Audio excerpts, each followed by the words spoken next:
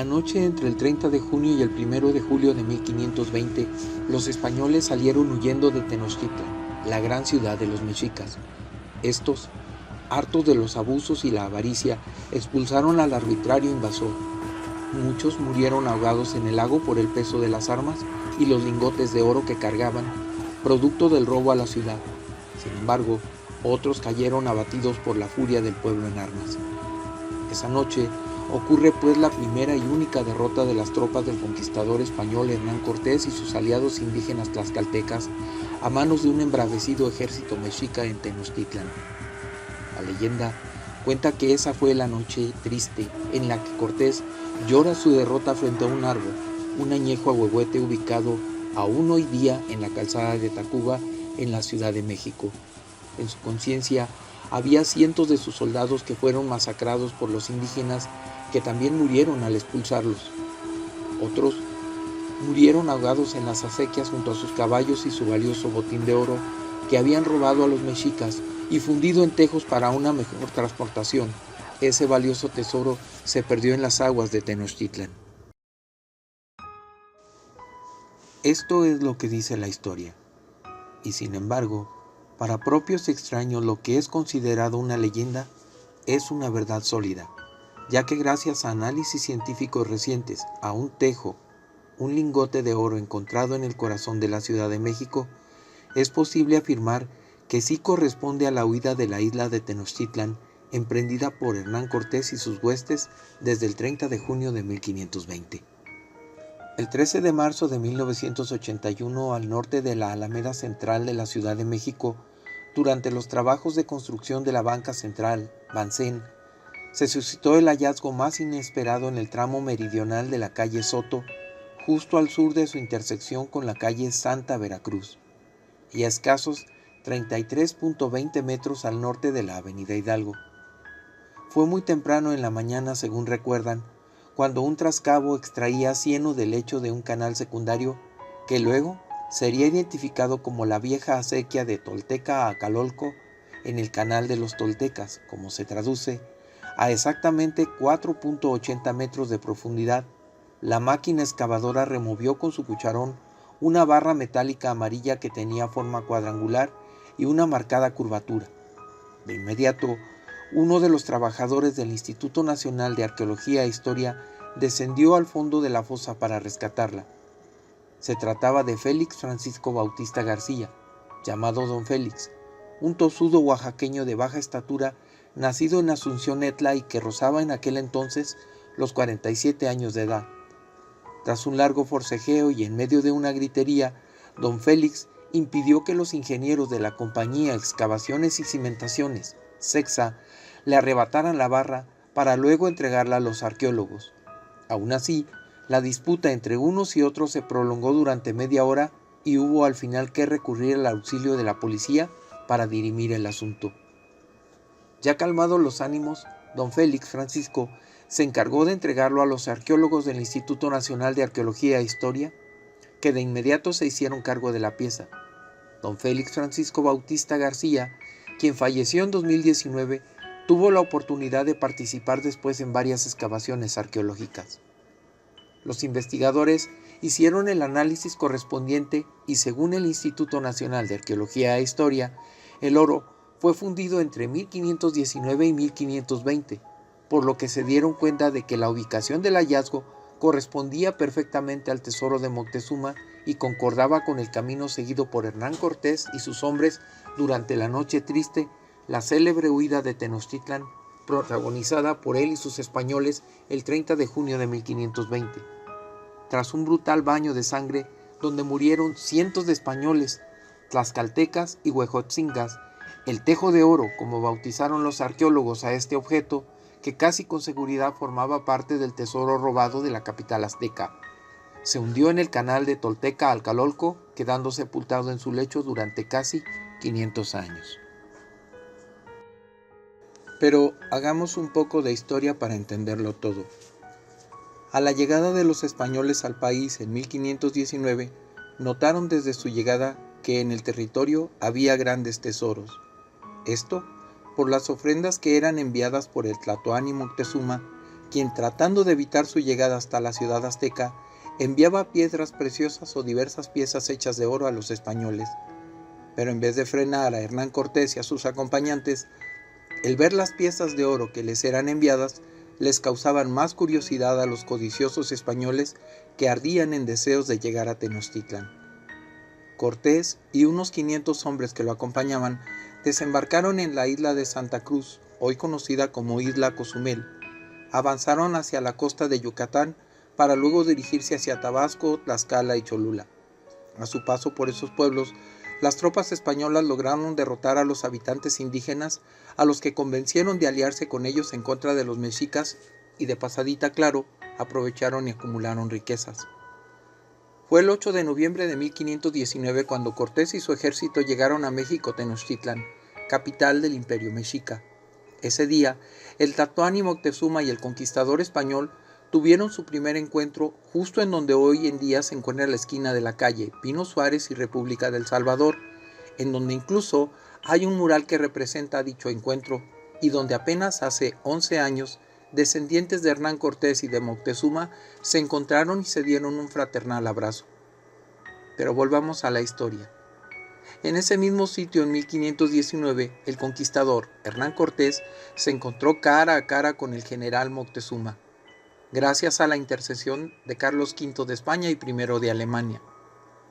Ambos de entrada entablaron una buena amistad y el rey azteca accedió a darles a él y a sus 520 soldados un gran templo donde podían dormir durante las noches de invierno como huéspedes de Tenochtitlan. Los españoles, a su llegada a la imponente ciudad, se alojaron en el palacio de Azcayacatl, en el que había vivido el padre de Moctezuma, que se encontraba en lo que hoy es el Monte de Piedad en el centro histórico de la Ciudad de México. Y ante la negativa del emperador azteca sobre poner un altar cristiano en el templo mayor, los españoles pidieron entonces colocarlo dentro del palacio en el que se alojaban. Uno de los soldados, Alonso Yáñez, decidió hacer el altar para el dios cristiano dentro del mismo templo.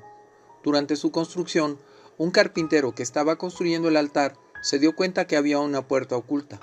Al abrirla y husmear, se encontró con un magnífico tesoro e inmediatamente se lo comunicó a Alonso Yáñez, el cual encontró que esa puerta tapiada podía romperse con facilidad.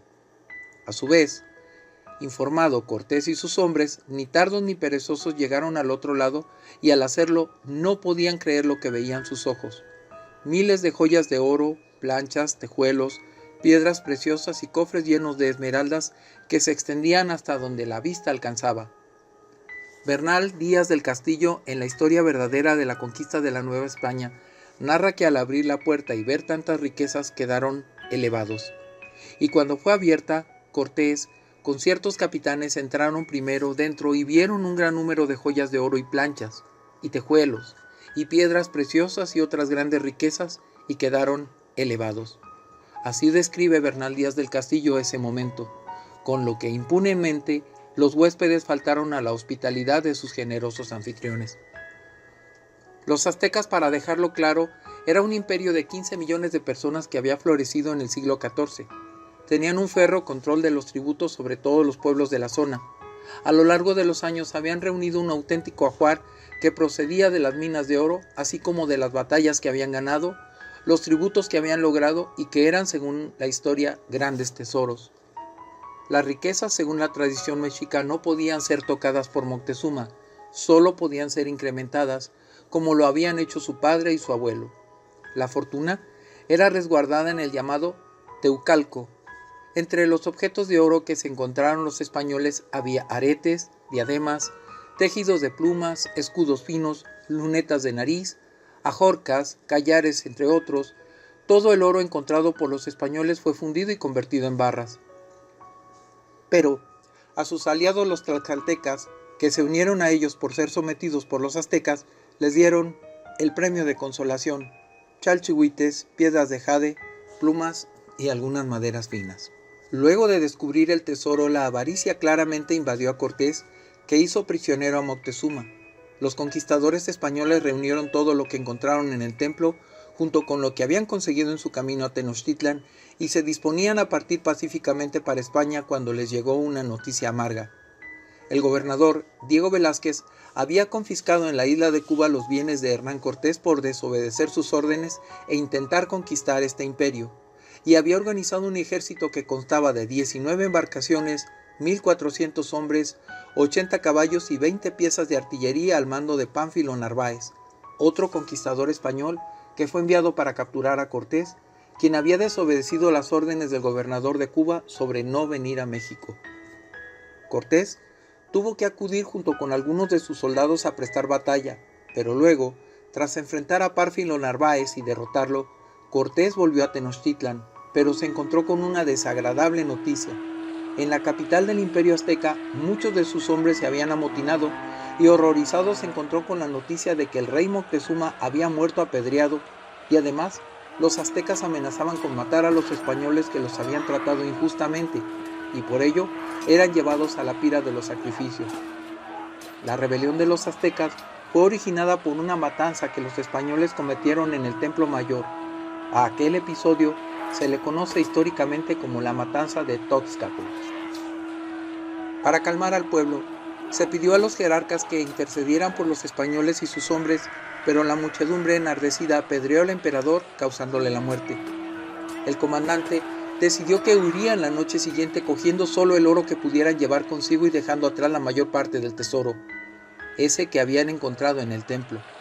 Sin embargo, en lo que se conoce como la Noche Triste, los aztecas los descubrieron y asesinaron a más de 600 personas, llevándose de vuelta aquello que estos habían dejado por el camino. Los mexicas se enfrentaron con los españoles a quien lograron derrotar en la conocida Noche Triste. Cortés buscaba huir con el tesoro esa noche, sin embargo, alguien que notó la acción gritó dando la alarma, por lo que salieron guerreros aztecas a detenerlos. Era la noche entre el 30 de junio y el 1 de julio del año de 1520.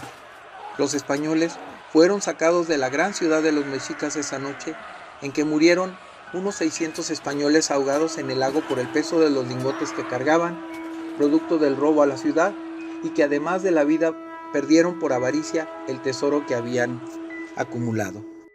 Sin embargo, poco duró la alegría para los mexicas, porque tan solo unos días después, Cortés logró reunir a las pocas tropas que le quedaban, junto con otras que le prestaron de los pueblos mexicanos aliados a su causa, e inició contra los aztecas la batalla de Otumba, batalla ganada por Cortés, que le permitió reorganizar su ejército a pesar de las bajas causadas en la Noche Triste.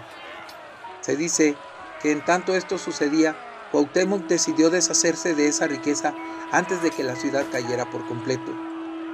Unos meses después, los conquistadores españoles volvieron y asediaron la ciudad y comenzaron una búsqueda frenética de estos tesoros. Julián de Aldrete, junto con sus hombres, insistió en torturar al emperador Cuauhtémoc y al señor de Tlacopan, con la quema de sus pies con aceite hirviente para que revelaran la ubicación del oro y las piedras preciosas. Aquella vez que Cuauhtémoc, a las quejas de su compañero, dijo: ¿Es acaso que yo estoy en un lecho de rosas? Julián de Aldrete, por órdenes de Cortés, lo torturó y quemó los pies, pidiéndole que revelara en dónde había quedado el tesoro. Pero el último emperador azteca, después de tantos y tantos sufrimientos, confesó que lo había arrojado a la laguna, y por casi 500 años nada se volvió a saber sobre el tesoro. La realidad es que una parte del botín conseguido después de la captura de la ciudad azteca fue embarcado en 3 carabelas con destino a España.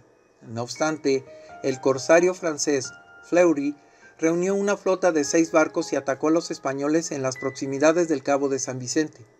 Solo se pudo salvar uno de los barcos, que evitó el combate y logró ocultarse en la isla de Santa María a la espera desde que de Sevilla enviaran ayuda. La mayor parte del tesoro de Moctezuma terminó en las arcas reales francesas después de esto, y una vez más, la desmedida ambición de los ejércitos españoles terminó en saco roto. Hasta ese 13 de marzo de 1981, en que fue encontrado, habían transcurrido casi 500 años de aquella fatídica Noche Triste. El sitio del hallazgo fue a un costado de la Alameda en la Ciudad de México, en donde ahora se encuentran las oficinas del Servicio de Administración Tributaria, el SAT.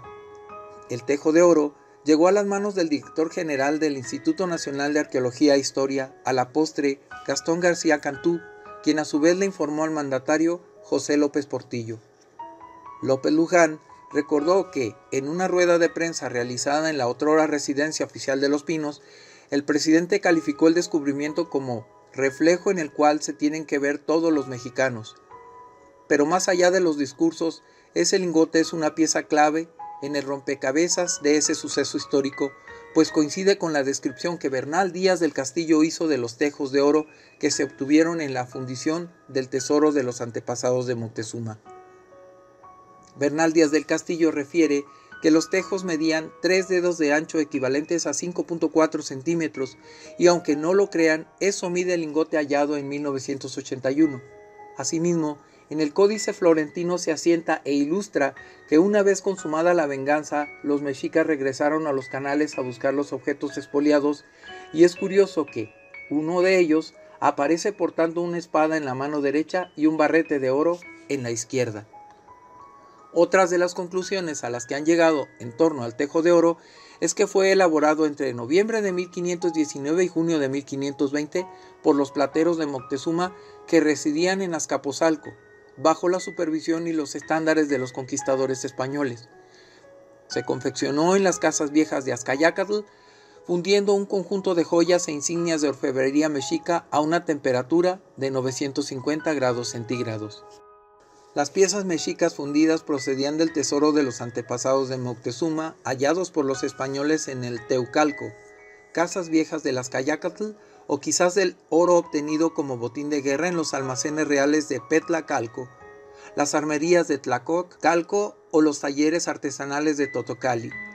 En todo caso, concluyó el investigador del Instituto Nacional de Arqueología e Historia, Leonardo López Luján, el tejo de oro se exhibe hoy en el Museo Nacional de Antropología como dramático testigo material de la brutal conquista española y testimonio arqueológico único de las consecuencias de la avaricia española en la llamada Noche Triste.